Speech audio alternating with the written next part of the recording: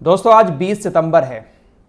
आज या आज के बाद किसी भी दिन दुबई के अंदर उत्तर प्रदेश की रहने वाली शहजादी नाम की लड़की को फांसी पर लटका दिया जाएगा। बहुत इमोशनल कहानी है, ध्यान से सुनिएगा और इस कहानी से आपको बहुत सारी बातें सीखने को भी मिलेंगी। लेकिन पहले मिडिल ईस्ट की कुछ और खबरें आप लोगों को बता देता हूं। शाम मैंने आपको खबर दी थी कि हिजबुल्लाह के नेता हसन नसरुल्लाह का एक बयान टेलीकास्ट किया गया। पूरी दुनिया ने उस बयान को देखा। हिजबुल्लाह ने इजराइल को बड़ी बड़ी धमकियां भी दी और कहा कि आपने रेड लाइन क्रॉस कर ली है, और भी बहुत सारी बातें उन्होंने जो अटैक हुआ है लेबनान के अंदर उसको लेकर कहीं। जिस वक्त हिजबुल्लाह के नेता हसन नसरुल्लाह का ये भाषण टेलीकास्ट किया जा रहा था, उसी दौरान इजराइल ने लेबनान के ऊपर हवाई हमले शुरू कर दिए। इजराइल डिफेंस फोर्सेस ने अब उस हमले के बारे में जानकारी दी है कि हमने तकरीबन 100 हिजबुल्लाह के लॉन्चर को तबाह कर दिया। हिजबुल्लाह के 100 रॉकेट लॉन्चर पूरी तरीके से लॉन्च होने के लिए तैयार खड़े थे। हमारी एयरफोर्स ने उन 100 रॉकेट लॉन्चर पर हमला किया और उनको पूरी तरह से ख़त्म कर दिया। हालांकि इस हमले को लेकर अभी तक हिजबुल्लाह की तरफ से किसी तरह का कोई भी बयान सामने नहीं आया है। लेकिन हाँ, इजराइल की वायुसेना ने कल लेबनान के ऊपर हमले किए हैं। दरअसल इजराइल की सरकार की तरफ से इस हमले के बाद अब यह भी कहा गया है कि जो दक्षिण में रहने वाले लोग हैं, जो हिजबुल्लाह के हमलों की वजह से अपने घरों को छोड़कर भाग चुके थे, अब कुछ एरिया में उनको वापस आने की इजाज़त इजराइल की सरकार ने दे दी है।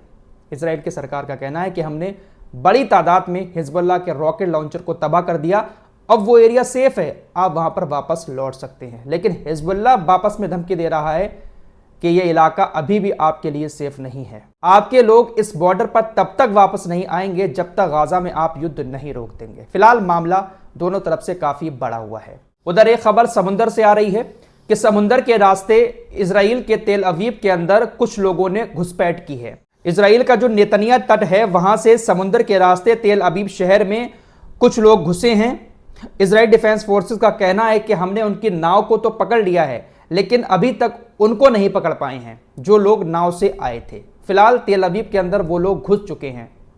कौन लोग हैं, क्या करने आए हैं, इजराइल डिफेंस फोर्सेस बड़े पैमाने पर सर्च ऑपरेशन चला रही है। लेकिन तेल अवीव के अंदर एक घुसपैठ हुई है। समंदर की बात चली है तो एक खबर आपको और दे दूं। ताइवान का नाम सामने आ रहा है। लेबनान के अंदर जो पेजर अटैक हुए, वॉकी टॉकी अटैक हो रहा है, वो सब कुछ आपको मालूम है। ताइवान का नाम सबसे पहले सामने आया। तो अब हुतीज ने इस बात का ऐलान कर दिया है कि ताइवान का भी अब कोई भी जहाज अगर लाल सागर से गुजरता है तो अब वो भी हमारे निशाने पर होगा। हम ताइवान के भी हर एक जहाज को अब निशाना बनाना शुरू कर देंगे। मोहम्मद अली अल हौती का बयान भी शाम आना था। जैसे ही हसन नसरुल्लाह का बयान शुरू हुआ उसी वक्त उनका भी आना था, लेकिन उन्होंने अपने बयान को रोक दिया और अपने लोगों से कहा कि आप सभी लोग हसन नसरुल्लाह का बयान सुने। तो ये लोग आपस में काफ़ी अच्छा भाईचारा निभा रहे हैं। लेबनान के अंदर पिछले 3-4 दिन में जो कुछ हुआ है, सारी बातें आप लोगों को अच्छे से मालूम है। इलेक्ट्रॉनिक डिवाइसेस फटना शुरू हो गए। इस मामले को लेकर सोशल मीडिया पर मलेशिया के प्रधानमंत्री का एक बयान वायरल हो रहा है, जहां पर वो कह रहे हैं कि आप अगर यूरोपीय देशों में बने हुए इलेक्ट्रॉनिक डिवाइसेस का इस्तेमाल करने पर इतना ज़्यादा डर रहे हैं तो क्या इनके हथियारों को आप खरीद कर अपने आप को सुरक्षित महसूस कर सकते हैं।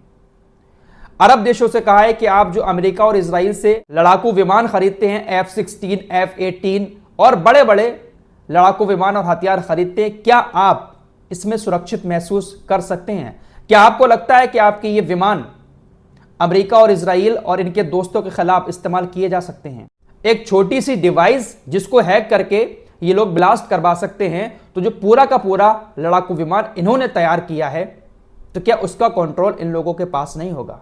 अरब देशों से कहा है कि आपने ये सिर्फ अपने लोगों को डराने धमकाने के लिए रखे हुए हैं या फिर अमेरिका और इजराइल के दुश्मनों के लिए अपने पास लड़ाकू विमान रखे हैं, क्योंकि इसका इस्तेमाल आप इनके खिलाफ कर ही नहीं सकते। बिल्कुल सही बात कही है। तो ये कुछ मिडिल ईस्ट की वॉर से जुड़े अपडेट थे जो आपके सामने रखे। आइए अब आपको शहजादी की कहानी बता देता हूं। उत्तर प्रदेश का एक जिला है बांदा। बांदा जिले के एक छोटे से गांव की शहजादी नाम की लड़की आगरा के रहने वाले उजैर के झांसे में आ गई। शहजादी के वालिद साहब, जिनका नाम शब्बीर है, उन्होंने बताया कि 2021 में शहजादी की दोस्ती उजैर नाम के लड़के से फेसबुक पर हुई। दरअसल शहजादी का जो चेहरा है वो एक साइड से जला हुआ है।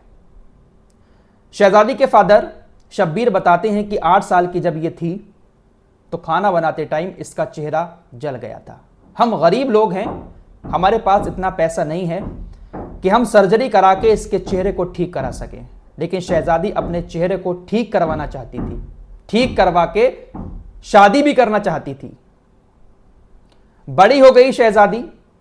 2021 में उसकी मुलाकात फेसबुक पर आगरा के उजैर नाम के लड़के से हुई। दोनों के बीच दोस्ती हो गई। शहजादी के चेहरे को भी उजैर ने देखा कि जला हुआ है। उसने अपनी बातें शेयर की उजैर से। उजैर नाम के लड़के ने उसको लालच दिया कि वो उसको दुबई भेजेगा काम करने के लिए। वो दुबई जाकर काम करेगी, पैसा कमाएगी, उसी पैसे से उसकी सर्जरी हो जाएगी। जब उसकी सर्जरी हो जाएगी, उसका चेहरा ठीक हो जाएगा, तो फिर वो उससे शादी भी कर लेगा। ये सारी बातें शहजादी के फादर शब्बीर की तरफ से बताई गई मीडिया को। उजैर ने शहजादी को जब इस तरह का लालच दिया तो मजबूर परेशान गरीब लड़की उसकी बातों में आ गई। उसने सोचा वहां जाकर पैसा कमाकर अपने चेहरे को ठीक करवा लूंगी। उसकी बातों में आ गई और उसके बाद 19 दिसंबर 2021 को दुबई की फ्लाइट में बैठकर वो दुबई चली गई। शहजादी के फादर शब्बीर कहते हैं कि खुद उजैर उसको 19 दिसंबर 2021 को दुबई की फ्लाइट में बैठा कराया और यह कहा कि मेरी बुआ फूफा वहां पर रहते हैं, तुम उनके घर जाना, वहां पर काम करना, वो तुमको पैसे देंगे और फिर उससे तुम अपना इलाज करवा लेना। यह कहानी यहां से शुरू हुई। शब्बीर कहते हैं कि दरअसल उजैर ने मेरी बेटी शहजादी को वहां पर काम करने के लिए नहीं भेजा था, बल्कि उसने मेरी बेटी को अपने बुआ और फूफा के हाथों बेच दिया था। यह आरोप शहजादी के फादर उजैर के ऊपर लगा रहे हैं कि उसने अपने बुआ फूफा से पैसे ले लिए और उस पैसे के बदले में मेरी बेटी को वहां पर काम करने के लिए भेज दिया। दुबई ले जाकर शहजादी को घर में बंधक बना लिया गया और फिर वो वहां पर नौकरानी की तरह काम करने लगी।